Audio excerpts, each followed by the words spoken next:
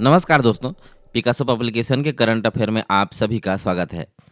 दोस्तों, आप लोगों के लिए रोजाना की तरह लेकर हाजिर हूँ करंट अफेयर के 10 सवाल। तो आइए बढ़ते हैं हमारे पहले सवाल की ओर।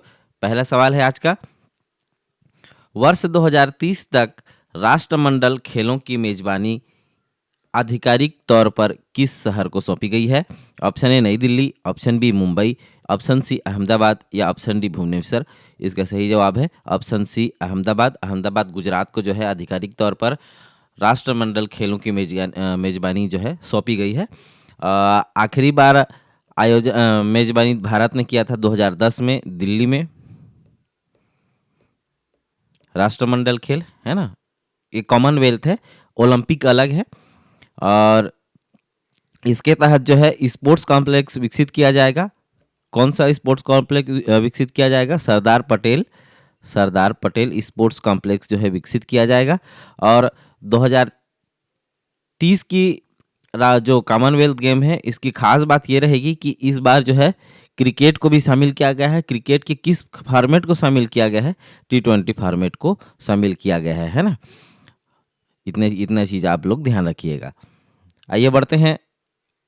अच्छा हाँ, कॉमनवेल्थ के बारे में ये है कि इसमें वही देश हिस्सा लेंगे जो कॉमनवेल्थ का हिस्सा रहे हैं, अर्थात जो अंग्रेजों के गुलाम रहे हैं, है ना। आगे बढ़ते हैं। Centre for research on energy and clean air के अनुसार छत्तीसगढ़ में PM 2.5 का स्तर कितना दर्ज किया गया है? Option A 50, option B 40, option C 27 या ऑप्शन डी 33। सही जवाब है ऑप्शन डी 33। PM 2.5 में भारत का स्टैंडर्ड कितना है कि 40 है, जबकि छत्तीसगढ़ में कितना मिला है? 33 मिला है। राष्ट्रीय स्तर से कम है, अर्थात वायु की गुणवत्ता अच्छी है। PM अर्थात पार्टिकुलेट मैटर, अर्थात हवा में जो है सूक्ष्म कणों की मात्रा जो है बताती है PM पार्टिकुलेट मैटर। इसके बारे में CREA के बारे में जाने तो centre for research on energy and clean air, ये एक प्रकार का जो है स्वतंत्र अनुसंधान संगठन है जिसका मुख्य उद्देश्य जो है वायु प्रदूषण के स्तर, जीवाश्म ईंधन के उपयोग और जो है स्वच्छ ऊर्जा की ओर बढ़ते बदलावों पर रिसर्च करना है। स्वच्छ ऊर्जा की ओर बढ़ते बदलावों पर जो है रिसर्च करना इसका काम है। 2019 में इसका जो है गठन किया गया था, है ना। ये हालिया जो दिल्ली में वायु प्रदूषण है, इस वायु प्रदूषण के बारे में आप जान ही रहे होंगे। ग्रेप 3 जो है दिल्ली में अभी वर्तमान में लागू है, ग्रेडेड रिस्पॉन्स एक्शन प्लान 3, जिसमें 400 से 450 के बीच यदि एयर क्वालिटी इंडेक्स रहता है तो ये लॉन्च किया जाता है, अर्थात बहुत ही खराब स्थिति में ग्रेप 3 लागू किया जाता है और इस पर संबंधित जो है प्रतिबंध शहर में लागू किए जाते हैं। आइए बढ़ते हैं अगले सवाल की ओर। अगला सवाल कहता है, हाल ही में छत्तीसगढ़ में ग्रेन ATM शुरू करने का निर्णय लिया गया है ना। ग्रेन ATM शुरू करने का उद्देश्य क्या है? ऑप्शन ए राशन दुकानों के खुलने के समय का इंतजार खत्म करना, ऑप्शन बी राशन दुकानों में कम तौलने की शिकायत कम करना, अंडरवेट,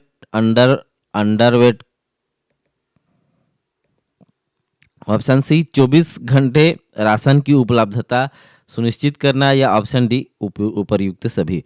इसका सही जवाब है ऑप्शन डी उपर्युक्त सभी। तीनों कथन जो है सही है। ग्रेन ATM इस प्रकार का जो है ATM जैसे ही होता है जिसमें आप अपना डिटेल डालते ही, आधार वगैरह बायोमेट्रिक डालते ही जो है चावल निकलने लगता है, चावल अनाज जो भी है, गेहूं आटा वगैरह। और ग्रेन ATM का नाम जो क्या दिया गया है? ग्रेन ATM का नाम क्या दिया गया है? अन्नपूर्ति इसका नाम जो है दिया गया है। और इसमें आधार बायोमेट्रिक से उपयोगकर्ता की पहचान की जाती है, आधार बायोमेट्रिक से। इसकी गति क्या है? 5 मिनट में यह 50 से 70 किलो अनाज निकाल सकता है ना। पहला ग्रेन ATM कहाँ शुरू किया गया था? पहला ग्रेन ATM शुरू किया गया था गुरुग्राम हरियाणा में, है ना। और हाल ही में गुजरात और उड़ीसा के तर्ज पर छत्तीसगढ़ ने भी इसको लागू करने का जो है फैसला लिया है। और इसमें सहयोगी संस्था कौन है, सहयोगी संस्था के बारे में जान लेते हैं। सहयोगी संस्था इसमें वर्ल्ड फूड प्रोग्राम जो है, WFP वर्ल्ड फूड प्रोग्राम जो है इसमें सहयोगी संस्था के रूप में कार्य कर रही है। और इसका उद्देश्य है right quantity to right beneficiary, है ना, सही मात्रा सही बेनिफिशियरी के लिए, right quantity to right beneficiary. आइए बढ़ते हैं अगले सवाल की ओर। हाल ही में छत्तीसगढ़ में 60वीं अखिल भारतीय DGIG कॉन्फ्रेंस का आयोजन कहाँ किया जाएगा?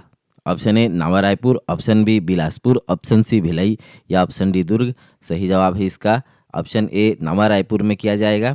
60वें नंबर का Akhil Bharatiya all India director general of police और IG इंस्पेक्टर जनरल ये इनका जो है कॉन्फ्रेंस आयोजित होगा। और ये कॉन्फ्रेंस कहाँ आयोजित होगा? रायपुर में आयोजित होगा। रायपुर में आयोजक कौन है? तो आयोजक हैं IB इंटेलिजेंस ब्यूरो। और ख़ास बात यह है कि 2014 से पहले जो है यह केवल दिल्ली में आयोजित होता था, लेकिन 2014 के बाद जो है ये विभिन्न राज्यों में आयोजित होने लगा। और इसी क्रम में जो इस बार का 60वें नंबर का आयोजन है वो कहाँ आयोजित होगा? अपने छत्तीसगढ़ में। छत्तीसगढ़ में कहाँ? रायपुर में आयोजित होगा। और इसमें नक्सलवाद, इंटरनल सिक्योरिटी वगैरह के बारे में जो है चर्चा किया जाएगा इसमें। और इसमें मुख्य अतिथि कौन रहेंगे? नरेंद्र मोदी, अमित शाह गृह मंत्री, Ajit Doval national security adviser. ठीक है, आगे बढ़ते हैं 5वां सवाल की ओर।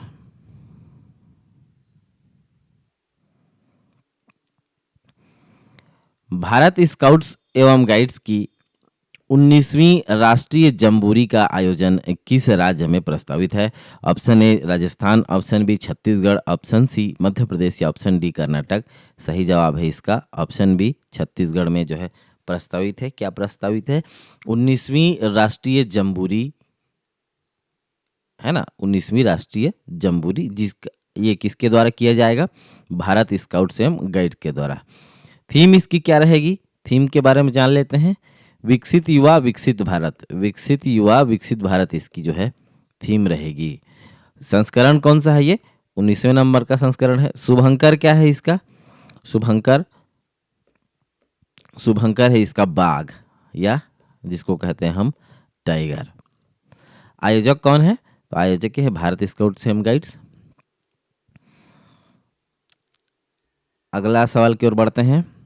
हाल ही में चर्चा में रहे भारत के पहले स्वदेशी मिनी स्पेस टेलीस्कोप का क्या नाम है? Option A Dhruv, option B Mitra, option C Akash या ऑप्शन डी नेत्रा। इसके सही जवाब है option B Mitra. Mini space telescope का नाम जो है मित्रा नहीं यार, सॉरी, मीरा रखा गया है, माफी चाहूँगा।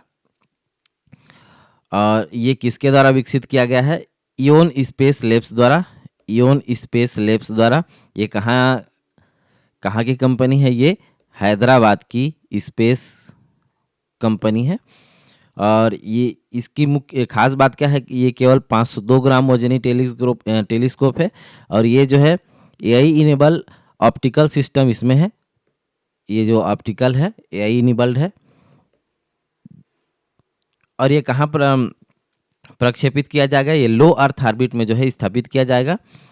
लो अर्थ ऑर्बिट में जो है ये स्थापित किया जाएगा। और इसी के इयोन स्पेस लैब्स द्वारा एक और उपकरण विकसित किया गया है जिसका नाम है इंद्रजाल रेंजर। ये क्या काम करेगा? ये mobile anti drone patrolling unit है। Mobile anti drone patrolling unit है ये, है ना, इंद्रजाल रेंजर। याद रखिएगा, mobile anti drone patrolling unit कौन सी है, इसका नाम क्या है, इंद्रजाल रेंजर है। और मिनी स्पेस टेलीस्कोप का नाम क्या है, तो मीरा है ना। सबसे बड़ा और उन्नत टेलीस्कोप कौन है, हबल टेलीस्कोप है। हबल टेलीस्कोप जो किसके द्वारा विकसित किया गया है, अमेरिका के द्वारा विकसित किया गया है ना। आगे बढ़ते हैं 7वें सवाल की ओर। हाल ही में इंटरनेशनल एस्ट्रोनॉमिकल यूनियन IAU ने मंगल ग्रह पर स्थित 3.5 अरब साल पुराने क्रेटर का नाम किस प्रसिद्ध भूविज्ञानी के नाम पर रखा है। Option A Homi Jehangir Bhabha, option B Vikram Sarabhai, option C MS Krishnan या ऑप्शन डी CV रमन। सही जवाब है इसका ऑप्शन सी MS कृष्णन, है ना। अब क्रेटर क्या होता है जान लेते हैं। जब आकाशगंगा से बड़ा उल्कापिंड किसी भी भूभाग पर गिरता है तो जो गड्ढे का निर्माण हो जाता है उसे हम क्रेटर कहते हैं। और ये आकाशपिंड किसी भी ग्रह में गिर सकता है भाई। जब ये मंगल ग्रह में गिरेगा तो मंगल ग्रह में क्रेटर बनाएगा, और ये जब पृथ्वी पर गिरेगा तो पृथ्वी पर क्रेटर बनाएगा, है ना। और इसी से इंस्पायर है क्रेटा का नाम, है ना। अब MS कृष्णन कौन है ये जान लेते हैं। MS कृष्णन है ये जियोलॉजिकल सोसाइटी ऑफ इंडिया के पहले निदेशक हैं। ठीक है, इन्हीं के नाम पर जो है इसका नाम किया गया है। और इसका नाम क्या रखा गया है, कृष्णन पैलेस इसका नाम रखा गया है। और काटने वाले चैनल का नाम क्या रखा गया है, पेरियार रखा गया है। काटने वाले चैनल का नाम जो है पेरियार रखा गया है। और अन्य जगहों के नाम देखें तो वलीमाला, थुम्बा, बेकाल, वर्कला, इस प्रकार के जो है नाम दिए गए हैं। तो MS कृष्णन का नाम आप लोग याद रखिएगा। ये क्रेटर का नाम दिया गया है। ये क्रेटर कहाँ है, मार्स पर है। मार्स पर कितना पुराना है, 3.5 अरब साल पुराना है। किसने नामकरण रखा है, तो इंटरनेशनल एस्ट्रोनॉमिकल यूनियन ने जो है इसका नाम रखा है। अगले सवाल की ओर बढ़ते हैं। केंद्रीय मंत्रिमंडल ने रेयर अर्थ परमानेंट मैग्नेट के निर्माण को बढ़ावा देने के लिए कितनी राशि की योजना को मंजूरी दी है। Option A 6,450 crore, option B 6,000 crore, option C 7,500 crore या ऑप्शन डी 7,280 करोड़। सही जवाब है इसका 7,280 करोड़ रुपए की बजट को मंजूरी दे दी गई है। किसके लिए, रेयर अर्थ परमानेंट मैग्नेट के लिए, है ना। अब आइए जान लेते हैं इसके बारे में। विनिर्माण क्षमता जो है 6,000 मीट्रिक टन पर एनम का रखा गया है। प्रतिवर्ष 6,000 मीट्रिक टन पर एनम का क्षमता रखा गया है। सहयोगी देश इसमें कौन है, सहयोगी देश इसमें कनाडा है। सहयोगी देश कनाडा रहेगा। और इसका उपयोग कहाँ किया जाएगा, तो इसका उपयोग जो है इलेक्ट्रिक वाहन, नवीनीकरण ऊर्जा, एरोस्पेस, रक्षा अनुप्रयोग आदि में जो है इसका उपयोग किया जाएगा। किसका उपयोग किया जाएगा, रेयर अर्थ परमानेंट मैग्नेट का, है ना। इस क्षेत्र में अभी जैसे इलेक्ट्रिक व्हीकल जो है काफ़ी ट्रेंड में है और इस पर जो है इसका उपयोग किया जा सकता है। और इससे जो यदि हम इस पर सफलता प्राप्त कर लेते हैं तो चाइना पर जो है डिपेंडेंसी घट जाएगी, है ना। और चाइना से यदि हम जितने ज़्यादा डिपेंडेंट रहेंगे तो हम अपने क्षेत्रों को लेकर संप्रभु नहीं रह पाएंगे। क्योंकि हालिया घटना आपने देखा होगा कि अरुणाचल प्रदेश को चाइना मान्यता ही नहीं दे रहा है। वहाँ के एक निवासी को कहता है कि आपका जो पासपोर्ट ही गलत है, उसके पासपोर्ट को ही मना कर दिया गया और 18 घंटे तक उसको क्या है इंतज़ार कराया गया। तो ये एक प्रकार से हमारे संप्रभुता पर जो है चोट है। और इस प्रकार की यदि खोज कर लेते हैं और जो है रेयर मेटल्स वगैरह की जो है खोज यदि हम कर लेते हैं तो चाइना पर डिपेंडेंसी कम हो जाएगी और इस पे जो कि आप आत्मनिर्भर भारत के लिए हमें एक बेहतर जो है रणनीति बना सकते हैं। अगला सवाल है, हाल ही में चर्चा में रहा मेकेदातु बांध परियोजना को लेकर किन दो राज्यों के बीच विवाद है। Option A Karnataka Tamil Nadu, option B Karnataka और आंध्र प्रदेश, ऑप्शन सी कर्नाटक और केरल या ऑप्शन डी कर्नाटक और तेलंगाना। इसका सही जवाब है ऑप्शन ए कर्नाटक और तमिलनाडु के बीच जो है विवाद है किस बांध को लेकर, मेकेदातु बांध प्रोजेक्ट को लेकर। और ये प्रोजेक्ट कहाँ किस राज्य ने शुरू किया है, ये प्रोजेक्ट शुरू किया है कर्नाटक राज्य ने। और कर्नाटक राज्य के किस जिले में ये परियोजना चल रही है, शुरू की जाएगी रामनगर जिले में। किस नदी पर बनाया जाएगा, तो ये कावेरी और उसकी सहायक नदी अर्कावती के संगम पर जो है मेकेदातु बांध परियोजना, मेकेदातु डैम बनाया जाएगा, है ना। और ये किस प्रकार का डैम है, डैम का प्रकार क्या है, एक कंक्रीट डैम है, ग्रेविटेशनल डैम है, ग्रेविटेशनल डैम है, ठीक है। आइए बढ़ते हैं आज के आखिरी सवाल की ओर। हाल ही में आईसीसी मेंस टी20 वर्ल्ड कप 2026 का टूर्नामेंट एम्बेसडर किसे चुना गया है। Option A Virat Kohli, option B Shikhar Dhawan, option C Rohit Sharma या ऑप्शन डी महेंद्र सिंह धोनी। सही जवाब है इसका ऑप्शन सी, महेंद्र सिंह धोनी को जो है टूर्नामेंट एम्बेसडर चुना गया है।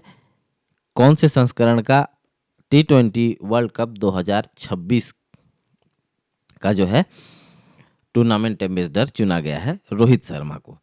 मेजबान देश कौन कौन से रहेंगे, 2 देश है मेजबान देश, एक इंडिया है और श्रीलंका। इंडिया और श्रीलंका दोनों संयुक्त रूप से मेजबान देश हैं।